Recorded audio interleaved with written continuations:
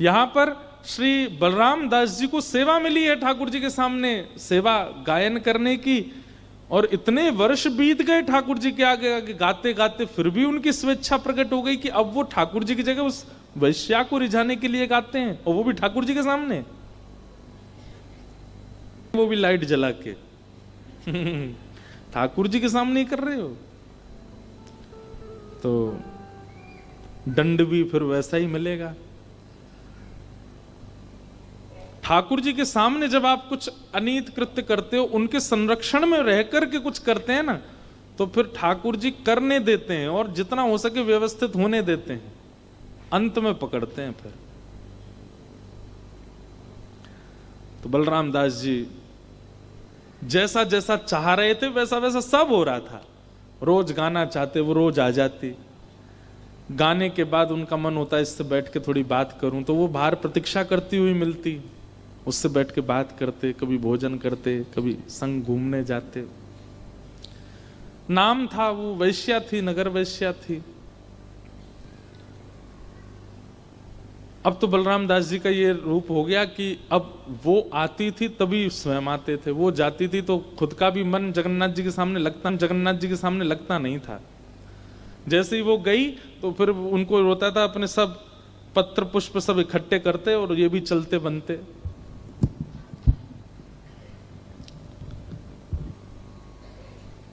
रथ यात्रा का समय धीरे धीरे पूरे जगन्नाथपुरी में हल्ला हो गया कि भाई बलराम दास जी तो अपनी स्थिति से अब बिगड़ चुके हैं। वो तो वैश्या के संग घूमते हैं, उसी के संग नाचते हैं, उसी के संग पूरी रात रहते हैं। मंदिर के सब पुजारियों ने निर्णय लिया कि भाई इस पर हमको कुछ करना चाहिए। एक तो बलराम दास जी वैश्या संग करते हैं, ऊपर से मंदिर में आके ठाकुर जी के सामने सेवा करते हैं। तो सब ने मिलकर के निर्णय किया कि इस बार की रथ यात्रा में इनको सेवा नहीं करने देंगे हम। महाप्रभु जी रथ पर विराजमान होते हैं तो सबसे पहले बलराम दास जी का पद गाया जाता है, बलराम दास जी का गायन होता, उसके बाद रथ खिंचता है। इतना बड़ा सौभाग्य था बलराम दास जी का कि रथ में विराजमान ठाकुर जी की पहली सेवा बलराम दास करेंगे, फिर रथ चलेगा। लेकिन आज पुजारियों ने कहा इनको सेवा हम नहीं करने देंगे।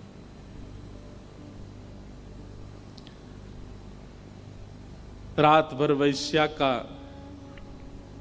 आस्वादन, उसके रूप का, स्वरूप का, उसी के संग रहते। लेकिन एक बात बंधुओं, भगवान गीता में कहते हैं ना, नमे भक्त्या प्रणश्यति, मैं अपने भक्त का पता नहीं क्यों एक बार मेरे सामने आ जाता है ना, एक बार मेरे चरण पकड़ लेता है, उसके बाद में अगर वो बिगड़ता भी है तो भी मैं उसका पतन नहीं होने देता। नमे भक्त्या प्रणश्यति। आप एक बार ठाकुर जी के सन्मुख हो चुके हैं, हम एक बात आपको दावे से मंच से कह रहे हैं, आप एक बार ठाकुर जी के सन्मुख हो चुके हो और उसके बाद यदि आपसे कोई अपराध बन जाता है और एक दिन आने पर आपको अपराध बोध होने लगता है कि मैंने ये अपराध किया, मैंने वैष्णव अपराध किया, या मैंने सेवा में अपराध किया, मैंने एकादशी अपराध किया, या मैंने ठाकुर जी के सन्मुख किसी के साथ छल किया, कपट किया, और आप ठाकुर जी के सामने उसको स्वीकार कर लेते हैं ना कि नाथ मुझसे ये अपराध हो गया, अब नहीं करूंगा। आप अब नहीं करूंगा बोलते हैं, आधे में ही ठाकुर जी क्षमा कर देते हैं। तू स्वीकार कर रहा है ना, बस। व्यक्ति अपने अपराध का स्वीकारीकरण ठाकुर जी के सामने करे या जिससे अपराध किया उसके सामने करे, ठाकुर जी को उसी में ही प्रसन्नता हो जाती है। ये सबसे बड़ा प्रायश्चित बताते हैं ठाकुर जी। पर प्रायश्चित कुछ ही पापों का होता है, कई पापों का प्रायश्चित नहीं होता, उसका तो फिर दंड ही मिलता है। कई पाप ऐसे हैं, किसी के बालक के साथ में दुर्व्यवहार करना, किसी स्त्री के साथ दुर्व्यवहार, काम कुकर्म करना, उन सब का तो फिर दंड ही मिलेगा। उसके लिए आप कहो सॉरी गलती हो गई, नहीं चलेगा काम। पर कई अपराध ऐसे हैं जहां पर आपने थोड़ा छल किया है, किसी का धन लिया है, किसी के साथ किसी के बारे में कुछ गलत अफवाह फैलाई है, किसी का हृदय दुखाया है, ऐसे कुछ जो अपराध क्षमा युक्त हैं, उनमें या तो ठाकुर जी के आगे या उस व्यक्ति से अब आप अपने अपराध को मान करके क्षमा मांग लेते हैं तो ठाकुर जी आपको क्षमा कर देते हैं। उसी समय वो चैप्टर क्लोज कर देते हैं ठाकुर जी। बस अब ये दोबारा खुले ना, ये जिम्मेवारी आपकी, ये दोबारा हो ना मुझसे। आज सुबह सुबह जैसे ही डुमडुमियां बज रही थी, पूरे नगर में जय जगन्नाथ उद्घोष हो रहा था। महाप्रभु जगन्नाथ अपने अहे नील शैल प्रवनमतावरण प्रवनमतावरण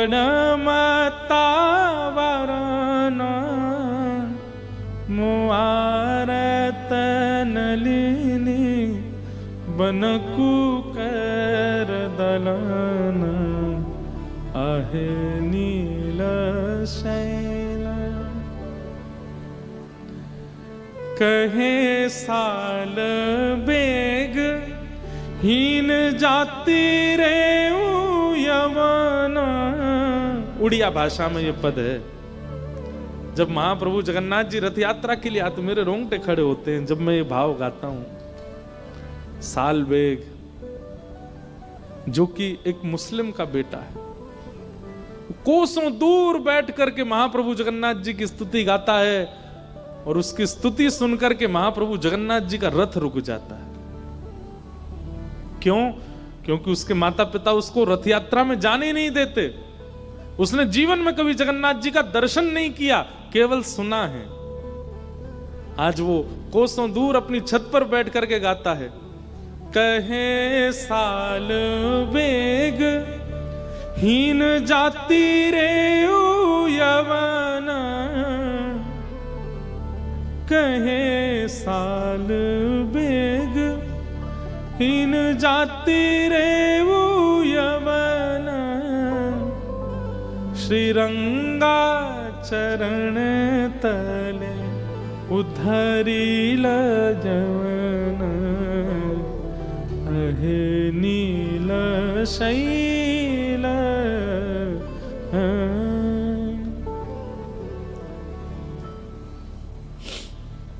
महाप्रभु जगन्नाथ जी का रथ रुक गया है। पुजारी पंडा सब हाथ जोड़ के कहते हैं, नाथ लाखों लोग आपके रथ को खींच रहे हैं, क्यों नहीं बढ़ रहे हैं आप आगे? महाप्रभु तभी वहां दैतापति जो राजा होते हैं जगन्नाथपुरी के, उनको स्वप्न देते हैं कि मेरा एक भक्त मुझे पुकार रहा है, उसकी वाणी मुझको आगे बढ़ने नहीं दे रही है। जब तक वो रथ यात्रा में नहीं आएगा मेरा रथ आगे नहीं बढ़ेगा। सब कहते हैं, अरे सुभद्रा जी गुंडीचा पहुंचने वाली हैं, बलराम जी का रथ भी आधा मार्ग पार कर चुका है, नाथ आप प्रारंभ में ही अटके पड़े हो। ठाकुर जी बोले, चाहे महीना लग जाए अब रथ आगे नहीं बढ़ेगा, पहले सालवेग को बुलाओ। जब तक सालवेग नहीं आएगा मैं आगे नहीं बढ़ूंगा। राजा पूरी सेना के साथ और रत्न मंडित पालकी भिजवाता है। उनके पिता बहुत दुष्ट थे सालवेग के, उनको बंदी बना देते हैं, और एक पालकी में माता जी सालवेग की और एक पालकी में पुत्र सालवेग, दोनों को पालकी में लेकर के आते हैं। जिस रथ यात्रा में लाखों लोगों की आंखें, करोड़ों लोगों की आंखें केवल महाप्रभु जी को देखने को तरसती हैं, आज पहली बार वे सबकी आंखें सालवेग को देखने को तरस रही हैं। ऐसा कौन सा भक्त है जिसके लिए ठाकुर जी ने रथ रोक दिया?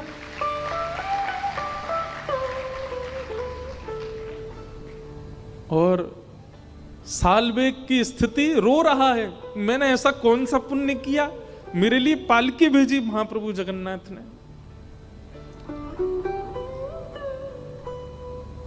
जैसे ही मध्य सभा में सालवेग पहुंचा, लाखों दूर दूर तक केवल सिर ही सिर दिख रहे हैं, लोगों की भीड़ लगी है, महाप्रभु जगन्नाथ रथ में बैठे हैं। और जैसे ही सालवेग की पालकी आती है, औरों के तो नेत्र सजल होते हैं, लेकिन रथ पर विराजमान महाप्रभु जगन्नाथ झूमने लगते, मेरा सालवेग आ गया, मेरा परम भक्त सालवेग आ गया।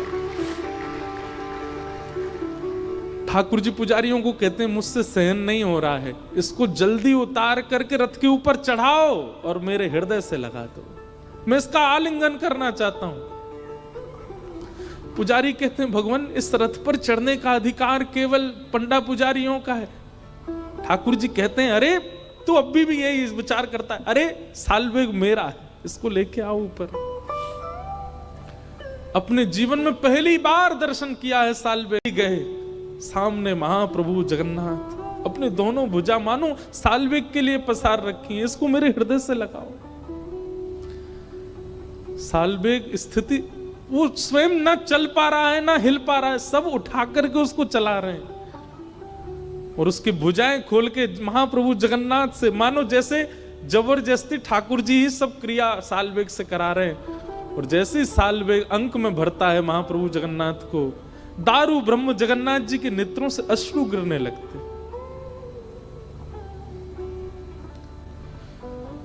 साल्वेग को याद आता है कि मैंने प्रणाम तो किया ही नहीं, अरे मैं कितना धूर्त, पहली बार अपने नाथ प्रियतम के सामने आया, प्रणाम नहीं किया मैंने। थोड़ा दूर हट करके जैसे ही महाप्रभु जगन्नाथ को देखते देखते प्रणाम करता है, वहीं साल्वेग अपने प्राण त्याग देता है, महाप्रभु के चरणों में त्याग देता है। नन्हा सा बालक साल्वेग। बंधुओं, लगभग 1000 वर्ष पुरानी घटना है। आज भी महाप्रभु जगन्नाथ जी का रथ साल्वेग की समाधि के आगे अपने आप रुक जाता है। आज भी रुकते हैं ठाकुर जी। और उस समय सब पुजारी बैठते हैं और महाप्रभु जगन्नाथ जी को घेर करके गाते हैं, अहे नील शैल प्रवरमतावरण प्रवरमतावरण मुआरत नलिनी पनकुकर दलन अहे नील शैल गजराज चिंता काल थाई घोर जलेन गजराज चिंता काल थाई घोर जलेन चक्र पेशी नक्र नासी उधरी लतरन अहे नील शैल। आज भी महाप्रभु जगन्नाथ जब ये पद गाया जाता है, कोई ध्यान पूर्वक जगन्नाथ जी को देखे तो ऐसा लगेगा महाप्रभु जी झूम रहे हैं और अपने साल्वेग को याद कर रहे हैं। ठाकुर जी कितना प्रेम करते हैं हमसे, हम अधिकार नहीं बना पाते, हम वो तो प्रतीक्षा कर रहे हैं कि तू आ तो सही मेरे सामने, पर हम माया में इतने रम चुके हैं, इतनी ज्यादा आसक्ति हमारी संसार के प्रति हो चुकी है कि हम उस अमृत को छोड़ देते हैं मीठे शरबत के सामने।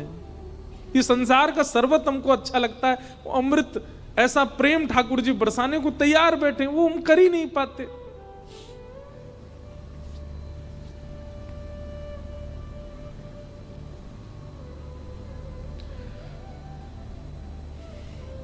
यहां महाप्रभु जगन्नाथ अपने श्री मंदिर से उछल उछल करके आते हैं नीचे, ऐसे कूद के आते हैं। क्यों? मैया से मिलने जा रहे हैं अपनी।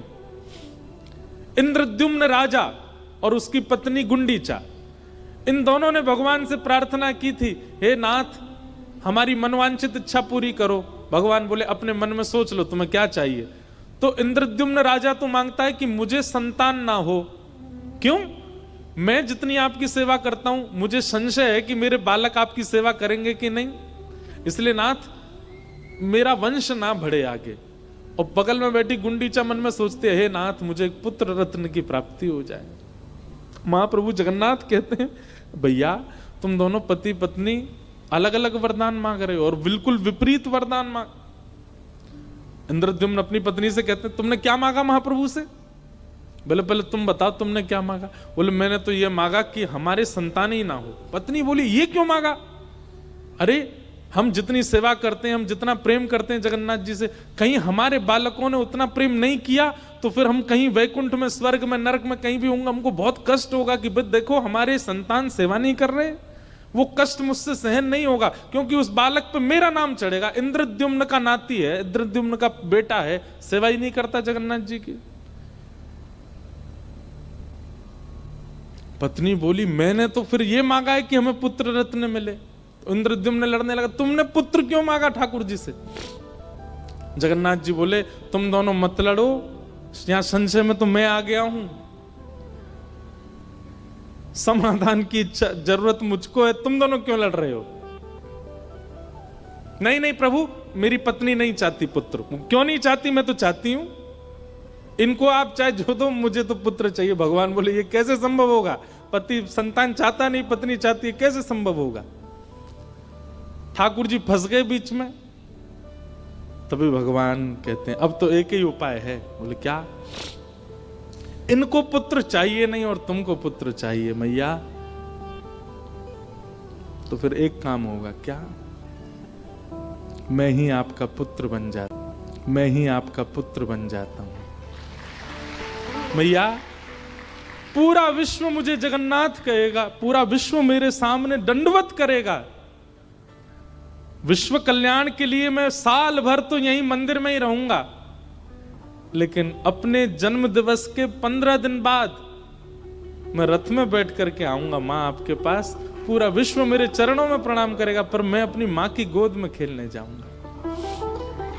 और महाप्रभु जगन्नाथ अपने भैया और बहन के साथ रथ में गाजे बाजे के साथ नाचते कूदते हुए अपनी मैया से मिलने जाते हैं।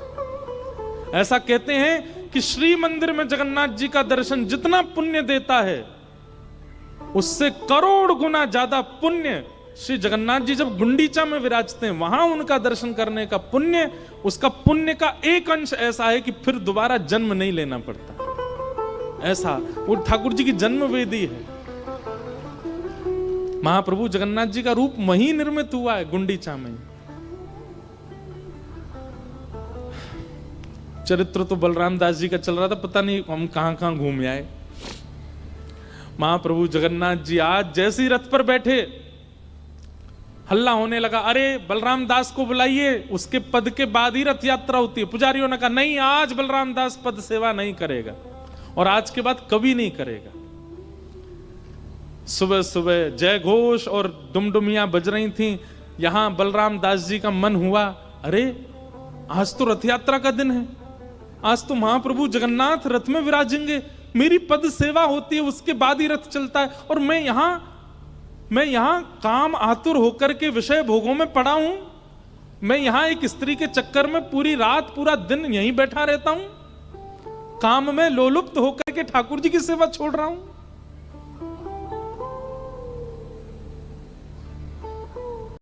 तुरंत स्नान करके रोते बिलखते जा रहे हैं, नाथ मुझे क्षमा कर दो, मैं क्यों नहीं समझ पाया कि मेरा जीवन तो आपकी सेवा के लिए, मैंने क्यों किसी और को अर्पित किया।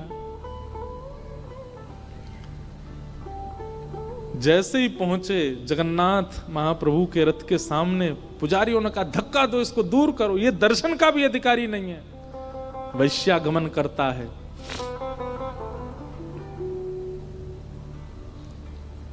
बलराम दास जी को एक झांकी भी नहीं देखने दी महाप्रभु जी की, दूर कर दिया।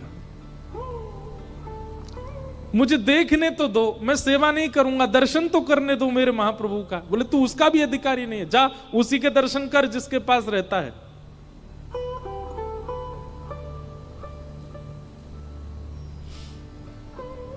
बलराम दास जी रोने लगे, मैं अपराधी हूं नाथ, जन्म से लेके आज तक एक भी रथ यात्रा ऐसी नहीं गई जिसमें आपका दर्शन नहीं हुआ, लेकिन आज अपने ही कुकर्मों के कारण आपका दर्शन नहीं कर पा रहा हूं, और ये मेरा दंड है कि मैं इस बार आपका दर्शन नहीं, मैं स्वीकार करता हूं इस दंड को।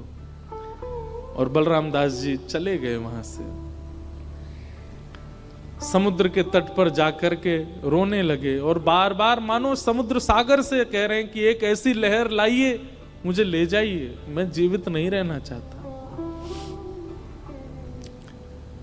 लेकिन क्या करें, तभी मन में आया अपनी सेवा तो मैं कहीं से भी अर्पित कर सकता हूं, जरूरी क्या रथ के आगे बैठूं। तभी एक बालू का, समुद्र की बालू का रथ बनाया, और उस बालूका के रथ में 2 गोल गोल लड्डू एक के ऊपर एक धर दिए, जगन्नाथ जी बन गए रथ के अंदर विराजमान करके, और 2 ऐसे गोल गोल नेत्र पधरा दिए और बैठ गए सामने हाथ जोड़ करके। बलराम दास जी अपनी नित्य की, हर साल की जो उनकी सेवा है वहीं करने लगे। जैसे ही सेवा प्रारंभ की बलराम दास जी ने गायन करने की, महाप्रभु जगन्नाथ जी का रथ चल पड़ा था, फिर वही हुआ, रुक गए जगन्नाथ जी। लोग खींच खींच करके हार गए, लेकिन महाप्रभु जी का रथ बढ़ा नहीं आगे। सबने दंडवत किया, बोले जय जय, आज क्या हुआ, आज आपका रथ क्यों रुक गया है? अरे हमारे यात्रा का नियम है कि जब तक बलराम दास संगीत सेवा कर नहीं देता तब तक हमारा रथ आगे नहीं बढ़ता। अरे प्रभु, आज तो उसको हमने सेवा से हटा दिया, वो वैश्यागमन करता है, उसका आचरण अच्छा नहीं है, निकाल दिया हमने, आज बलराम दास सेवा नहीं करेगा, आज आपकी रथ यात्रा ऐसे ही होगी। ठाकुर जी बोले पर सेवा तो मेरी हो रही है, बलराम दास तो पद गा रहा है और मैं सुन रहा हूं। कहां गा रहा है? यहां तो कोई बलराम। बोले यहां नहीं गा रहा है, उसने मेरा एक और रथ बनाया है और उस रथ को भी नंदी घोष रथ की तरह तैयार है, और उस रथ को भी नंदी घोष रथ की तरह तैयार किया है, उसमें मेरा स्वरूप विराजमान किया है। भगवान के रथ का नाम है नंदी घोष, और उस रथ में मैं बैठा हूं और बलराम दास गा रहा है। अरे आज मैं यहां इस रथ में नहीं हूं, मेरा रथ तो वहां समुद्र के किनारे बलराम दास जी ने बनाया, वो मेरा रथ है, और आज मेरी यात्रा वहीं हो रही है, आज इस रथ में मेरी यात्रा नहीं है। पंडित जन सब कहने लगे, बोले नाथ यहां लाखों लोग आपके दर्शन को बैठे हैं, आप ऐसा क्यों कर रहे हैं?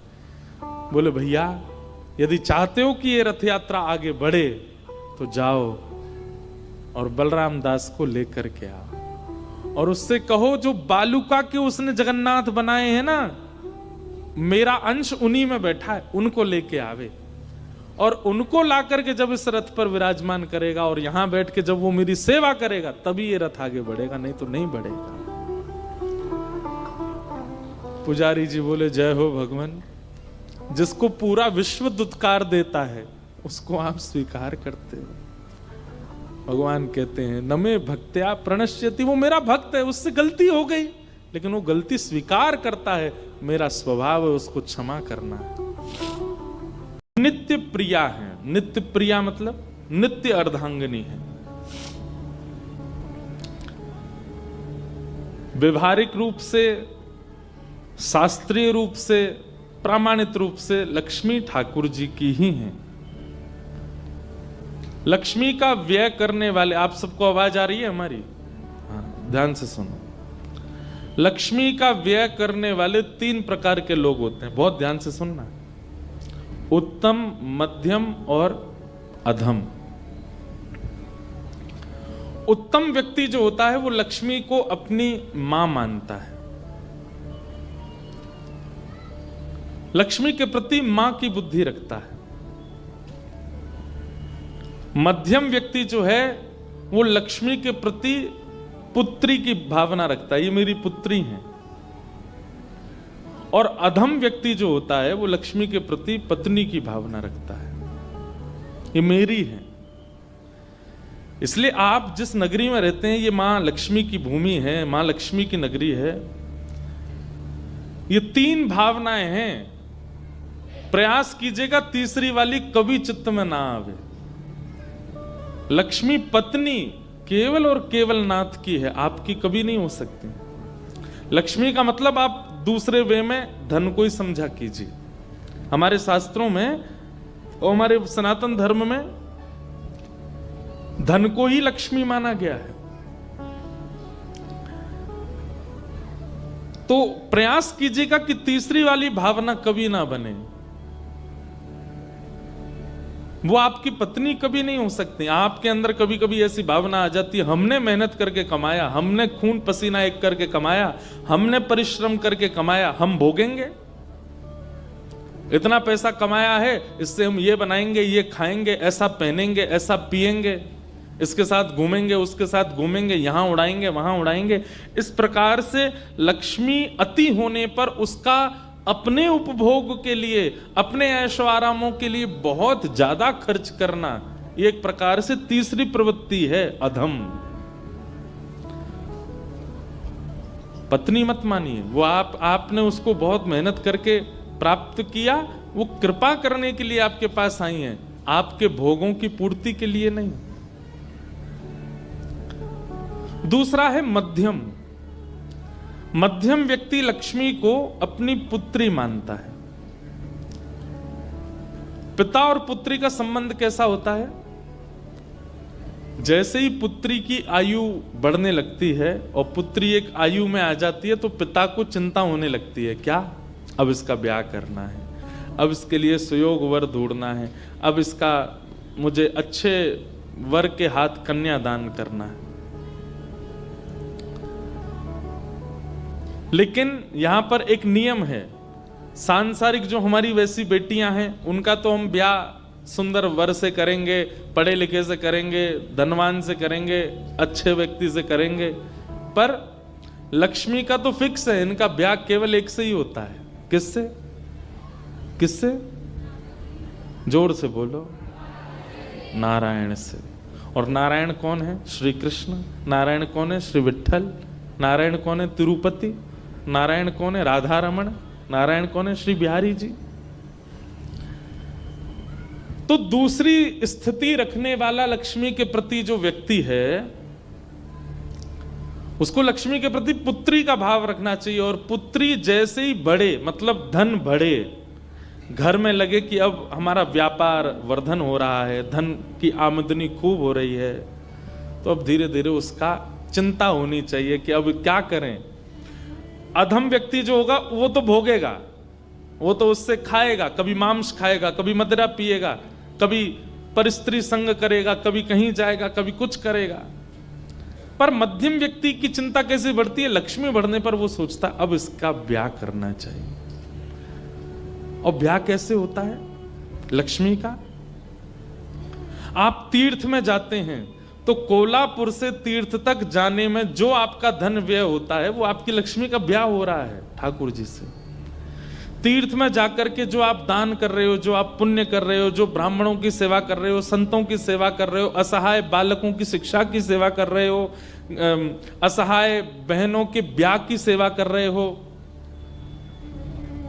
वृद्धाश्रम में, अनाथालय में जाकर के उन जीवों की सेवा कर रहे हो, ये सब क्या है? लक्ष्मी का नारायण से विवाह। और एक बात कहें, ये सब तो है ही, फिर उसके बाद आप किसी वैष्णव को अपने नगर में बुला करके ऐसी भक्त चरित्र कथा करवा रहे हो, इसमें जो भी व्यय हो रहा है, कथाएं हो रही हैं, सत्संग हो रहा है, यज्ञ हो रहा है, अनुष्ठान हो रहा है, घर में कोई पूजा हो रही है, ठाकुर जी का घर में उत्सव हो रहा है, फूल बंगले बन रहे हैं, सुंदर फुवारे लगाए जा रहे हैं, ठाकुर जी का नौका विहार मनोरथ हो रहा है। ये जहां कहीं भी ठाकुर जी के लिए आप लक्ष्मी का व्यय करते हो वो सब लक्ष्मी का ठाकुर जी से ब्याह है। ये मध्यम। और उत्तम व्यक्ति जो होता है,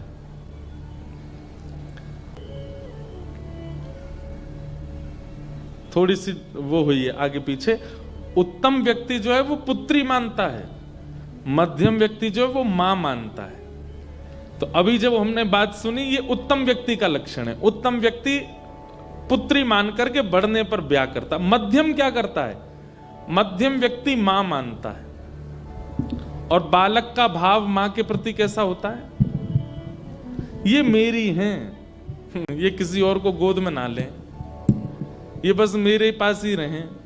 छोटे बालक को, अगर छोटे बालक के सामने मां किसी और के बालक को उठा ले तो बालक घबरा जाता, क्यों किसी और को, क्यों मुझे लो, पीटने लगेगा, उस बालक को दूर फेंकेगा। इसका मतलब क्या है?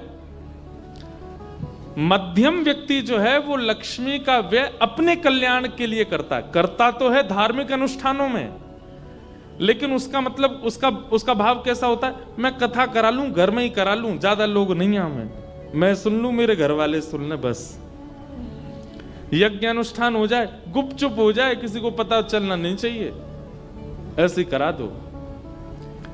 पंढरपुर गए, मुझे वीवीआईपी दर्शन करा दो, मैं मेरे बच्चे दर्शन करके चले जाएं, बाकियों से उसको मतलब नहीं। मतलब वो लक्ष्मी का व्यय करता तो है भगवत सेवा में, पर अपना, अपनी पत्नी का, अपने बच्चों का, अपने परिवार का ध्यान रख के करता है, बस सर्वांगीण विकास के भावना से नहीं। वो मध्यम है। और उत्तम व्यक्ति तो अभी हमने बताया, जो सबके लिए लक्ष्मी को सुलभ करा करके ठाकुर जी से ब्याह में तो सबको बुलाया जाता है ना, ब्याह में सबको बुलाया जाता है, चोरी में सबको नहीं बुलाया जाता। चोरी कभी ऐसी सुनी कि पूरे नगर को इनविटेशन दिया, आज रात हम डांका डालने चाह रहे, चलो सबरे चलो। एक एक घर से एक एक बालक निकल के आओ, ऐसे कौन जाता है चोरी? चोरी तो चोरी से ही जाते हैं, एक दो लोग ही जाते हैं। तो आप जिस नगरी में रहते हैं ये महालक्ष्मी की नगरी है, और महालक्ष्मी के प्रति ये तीन भाव हैं, उत्तम, मध्यम और अधम। उत्तम पुत्री मानता है, मध्यम मां मानता है, और अधम पत्नी मानता है। आज तक रावण का केवल एक ही दोष है बेचारे का कि उसने लक्ष्मी को पत्नी बनाने का प्रयास किया। हजारों लाखों सालों से पुतला जल रहा है उसका।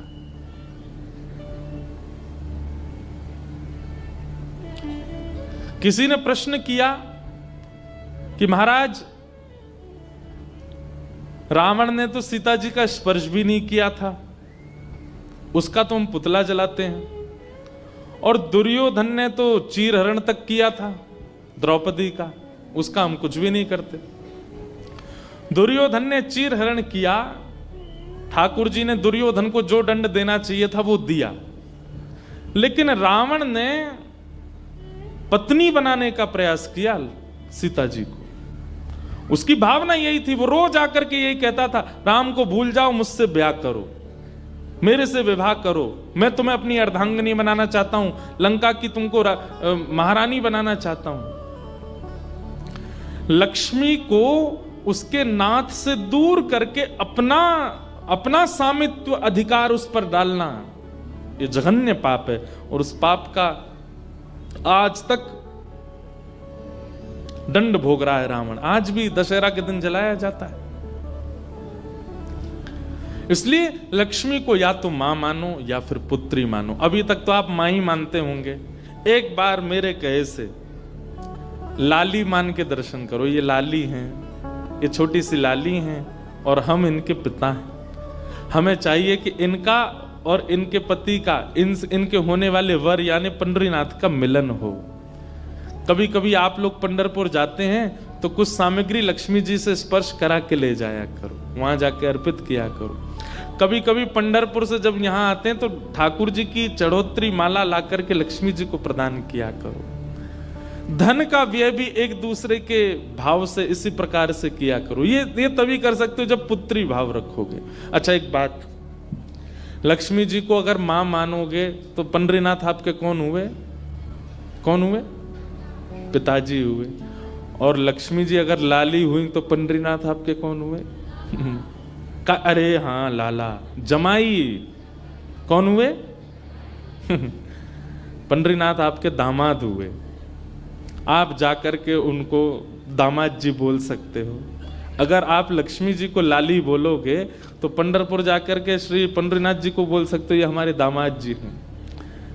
और अगर आपकी लाली है तो आपके बच्चों की श्री पंडरीनाथ जी कौन हुए? जी जाजी। कितना अच्छा संबंध बन जाएगा। तो ऐसे संबंधों में व्यवस्थित होइए, या तो उनको बहन मानिएगा, या फिर उनको पुत्री मानो, या फिर उनको मां मानो। पत्नी मत मान लेना कभी भी।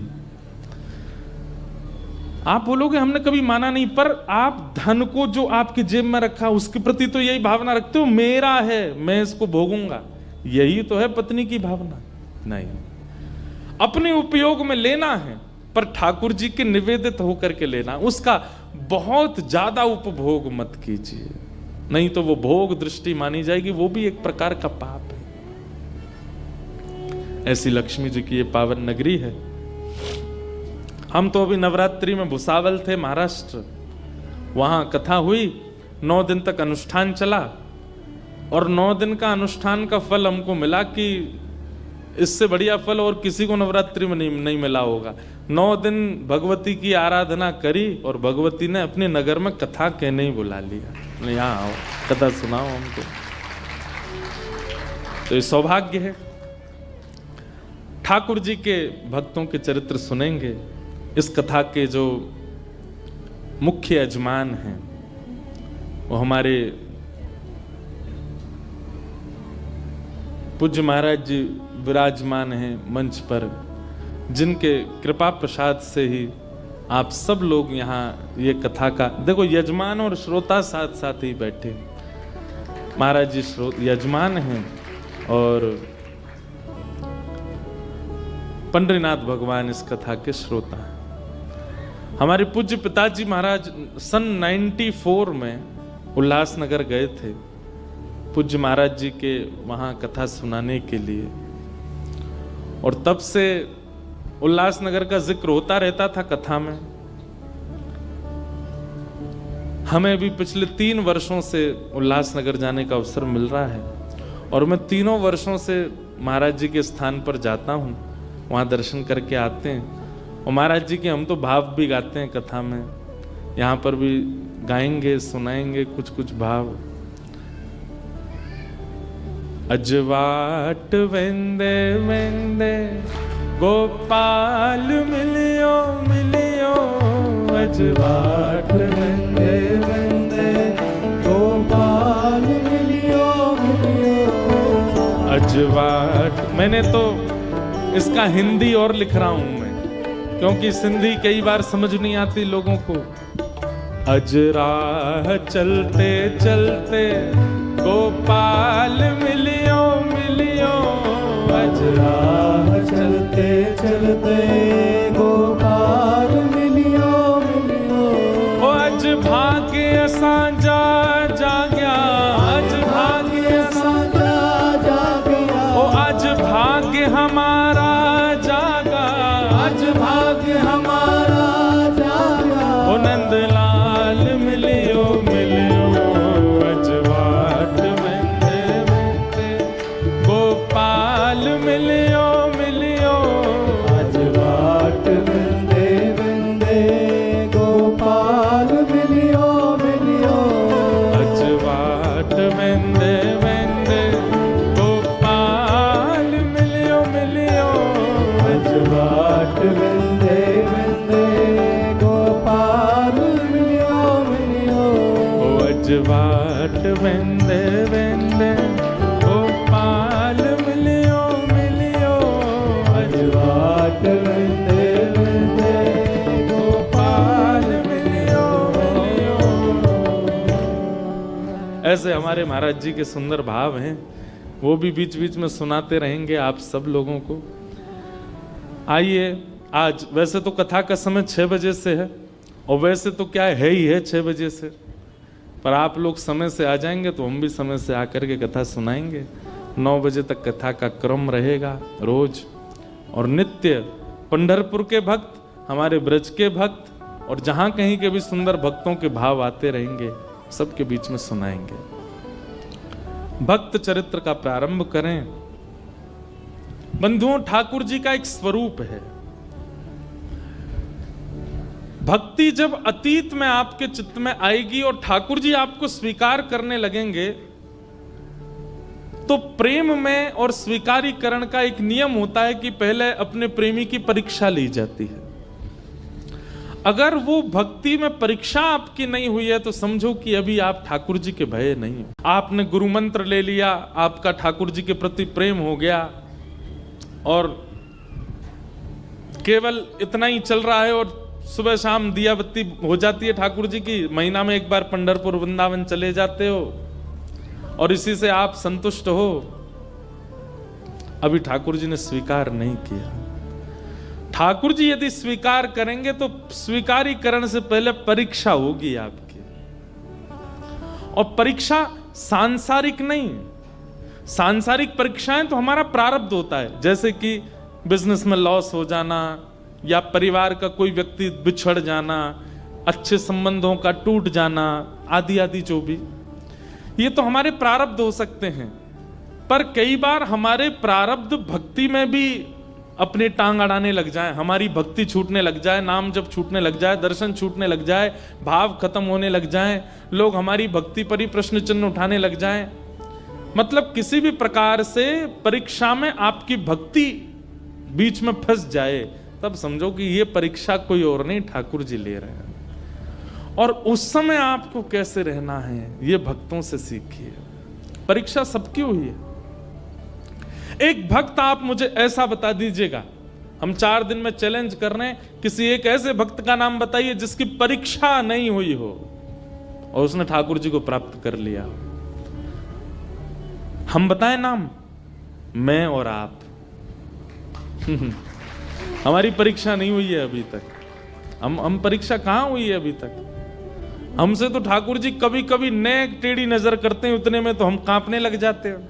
पर ठाकुर जी को दया आ जाती, छोड़ो रहने दो भैया, ये इतने में इसकी हालत खराब हो रही है, कहीं प्रचंड कर दिया तो ये तो पधारे ही जाएगा।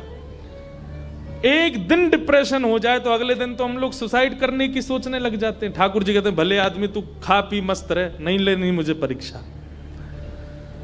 सच में मुझे ऐसा कभी कभी अनुभव होता है कि हम अभी परिपक्व हैं ही नहीं कि हम परीक्षा दे सकें, इसलिए ठाकुर जी लेते भी नहीं है। किसी काल में ऐसे ऐसे भक्त हुए जिन्होंने खूब परीक्षा दी। एक भक्त का चरित्र आज मैं जब बंबई से आ रहा था तो मेरे मन में बार बार आया। पूना के पास में एक गांव है, उस गांव का नाम था पुरंदरपुर। क्या नाम था? पुरंदरपुर में एक ब्राह्मण रहते थे। उच्च वशिष्ठ कुल में ब्राह्मण का जन्म हुआ। थे तो ब्राह्मण, शिखा सूत्र भी रखते थे, तिलक भी लगाते थे, लेकिन ब्राह्मणों जैसा स्वभाव नहीं था, केवल स्वरूप था।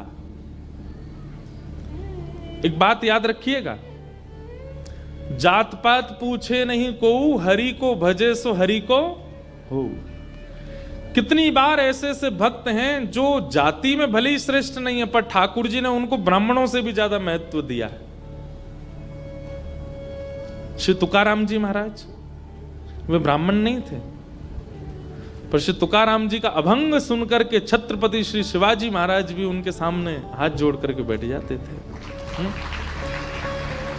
श्री तुकाराम जी महाराज ऐसे भक्त थे कि उनके लिए श्री पंडरीनाथ भगवान मचल जाते थे उनको देखने के लिए।